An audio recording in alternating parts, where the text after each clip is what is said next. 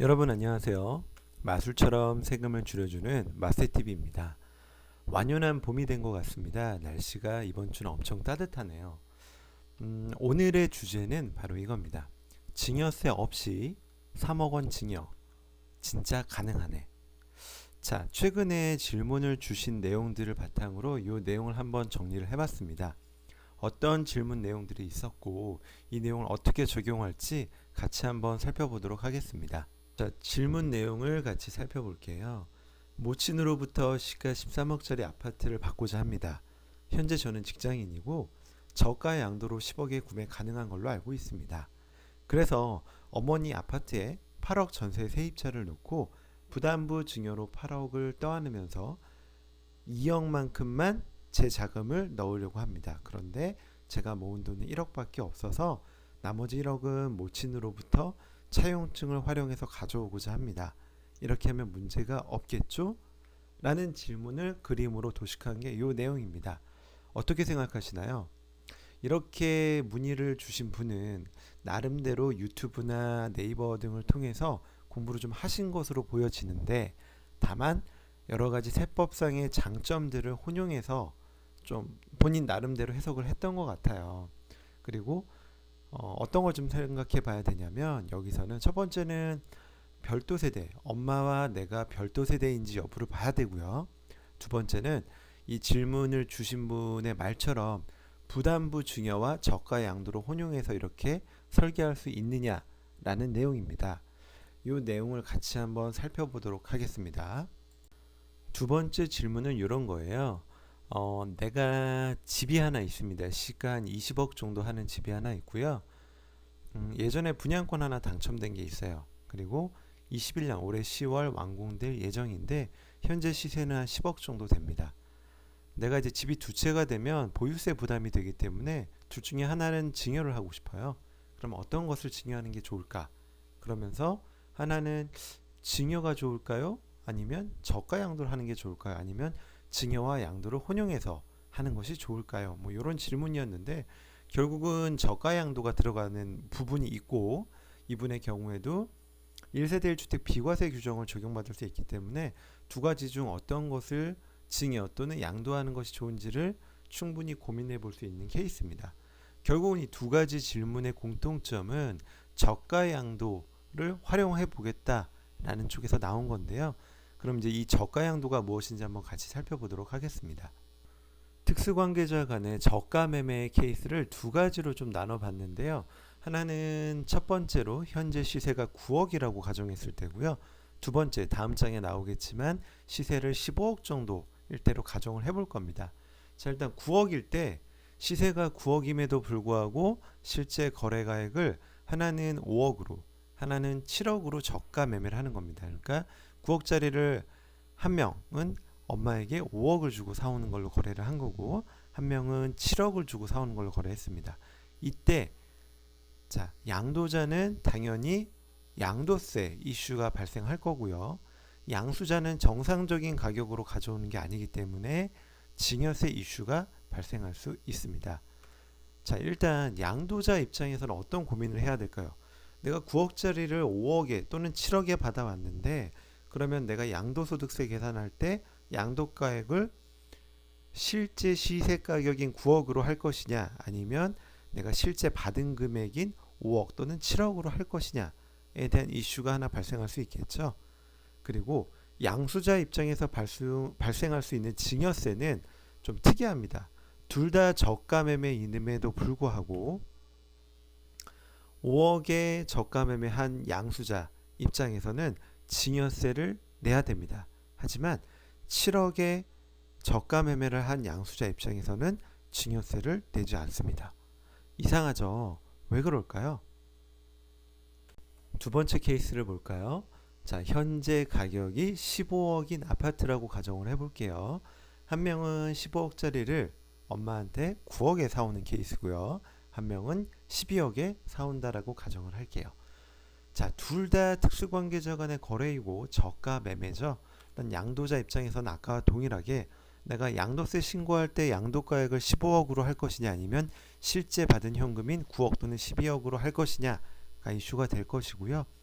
양수자 입장에서는 자 9억에 거래를 한 사람은 증여세를 내야 돼요. 그런데 15억짜리를 12억에 산 양수자 입장에서는 증여세 이슈가 없어집니다.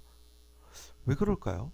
둘 다 저가 매매면 둘 다 세금을 내야 되는 게 증여세를 내야 되는 게 맞는 것 같은데 왜 그럴까요? 법문구를 같이 보도록 하겠습니다. 법문구를 같이 살펴볼게요. 상증세법 제35조 및 시행령 제26조에는 저가 양수에 따른 이익증여 규정이 열거되어 있습니다.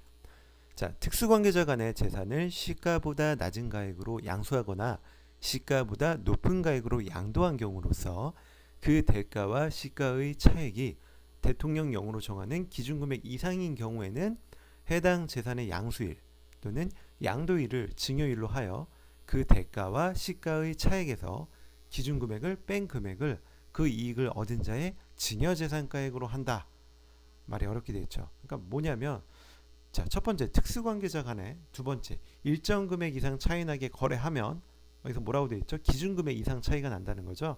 그러면 세 번째 그 차이 금액을 증여로 보아 증여세를 부과한다 라는 내용입니다. 자, 요 문구가 뭐 많이 봤던 것 같지 않아요? 우리 차용증 얘기할 때 느낌이 비슷하지 않나요? 차용증의 경우에도 뭐라고 되어 있죠?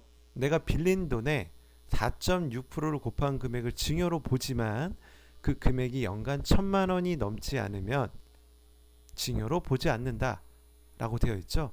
느낌이 상당히 비슷합니다. 자, 그럼 여기서 이 기준금액은 얼마냐를 살펴봐야겠죠.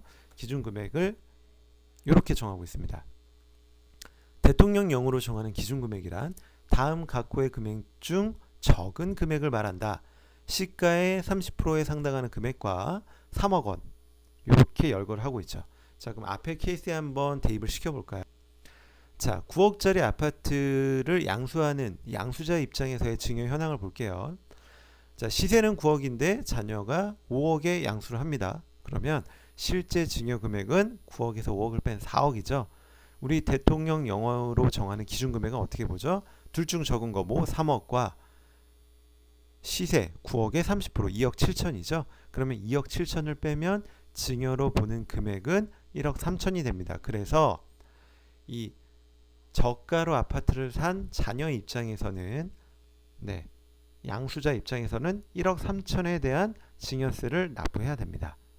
그런데 자녀가 5억이 아니라 7억에 샀다라고 하면 실제 증여가액은 2억이 되겠죠. 그리고 기준금액이 9억 곱하기 30%면 2억 7천이죠. 2억 7천과 3억 중 적은 거면 2억 7천. 이 기준금액을 초과하지 않기 때문에 실제로 증여로 보는 금액은 없다로 결론을 내릴 수 있습니다. 15억일 때 한번 살펴볼까요? 자, 15억짜리를 9억에 양도한다 라고 하면 실제 증여가액은 15억에서 9억을 뺀 6억이 되고요. 기준금액은 15억의 30%인 4억 5천과 3억 중 적은 것, 즉 3억이 되겠죠. 그럼 6억에서 3억을 빼면 증여로 보는 금액은 3억이 됩니다. 따라서 이 자녀 입장에서는 3억에 대한 증여세를 납부해야 됩니다.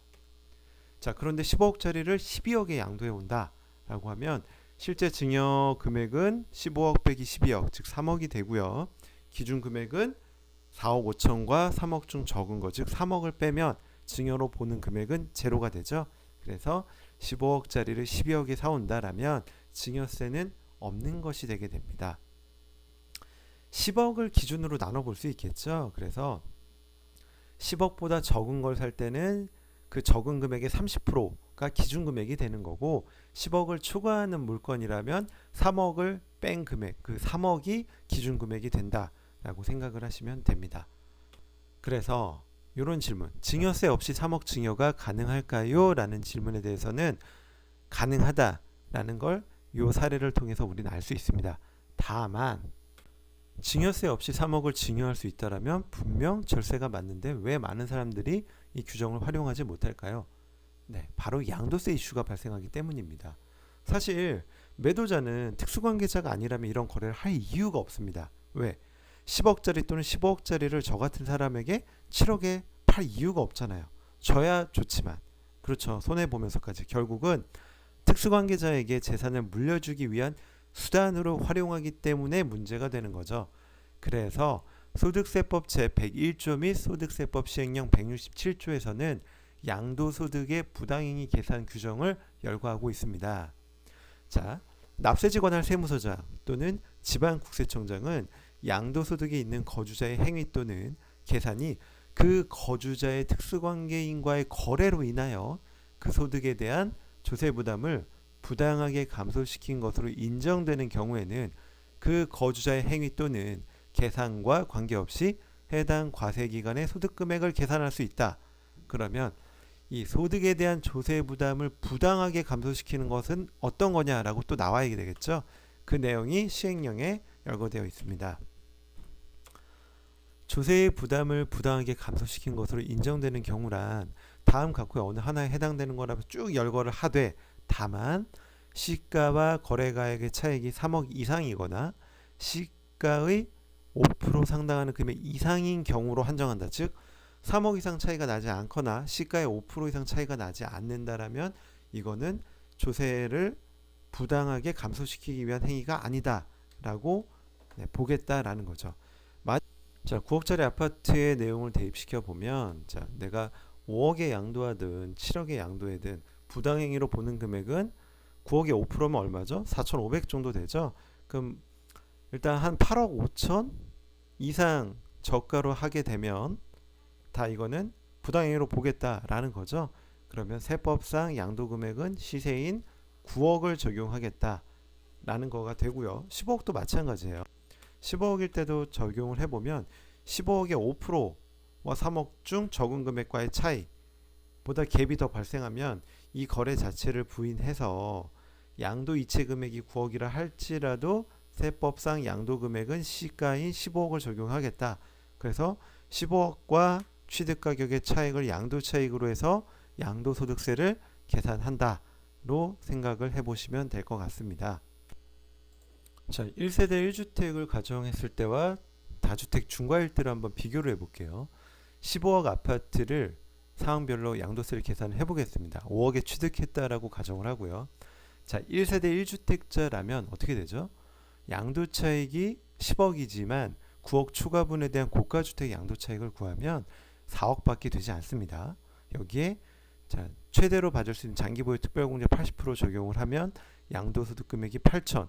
그래서 실제로 납부해야 될 세금은 1,338만원 정도밖에 되지 않습니다. 그런데 얘가 다주택자가 된다면 어떻게 되겠죠?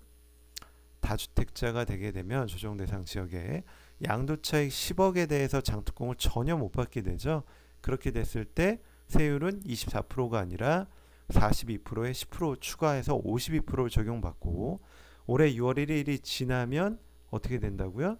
10% 중과가 아니라 20% 중과가 돼서 62%를 적용받겠죠. 여하튼 현재 규정에서는 이렇게 계산을 하면 세금이 1,400이었던 세금이 3억 8,355만원, 어마어마하게 차이가 많이 나죠. 그렇기 때문에 이 규정은 1세대 1주택 또는 일시적 2주택 규정으로 적용받을 수 있는 케이스라면 저가 양도를 통한 절세가 충분히 가능하다라고 말씀드릴 수 있습니다. 그리고 한 가지 더 말씀을 드릴 내용은 이거죠. 아까도 얘기했지만 요거예요. 종전주택을 동일 세대원에게 양도한 경우, 즉 일시적 2주택 규정을 활용하기 위해서 동일 세대원에게 양도한다라고 했을 때 과연 일시적 2주택에 따른 비과세 대상이 되냐라는 질문이었는데 어떻게 된다고요? 비과세 대상에 해당되지 않는다. 쟁점 주택을 동일 세대원에게 양도해서 종전주택 양도일 이후에도 여전히 청구인을 포함한 1세대가 2주택을 소유하기 때문에 1세대 1주택 비과세 적용을 배제한 처분은 정당하다라고 조심해서 판결을 내린 적이 있습니다. 즉 우리 1세대 1주택 비과세라는 얘기는 하나의 세대가 하나의 집을 갖고 있었는데 얘를 팔므로 인해서 주택수의 변화가 생긴 거죠. 무주택이 되거나 또는 2주택자가 하나가 됐을 경우에만 비과세를 해주겠다라고 이해를 하시면 될 것 같습니다. 최근 이런 내용들을 좀 많이 여쭤보셔서 한번 정리를 해봤습니다.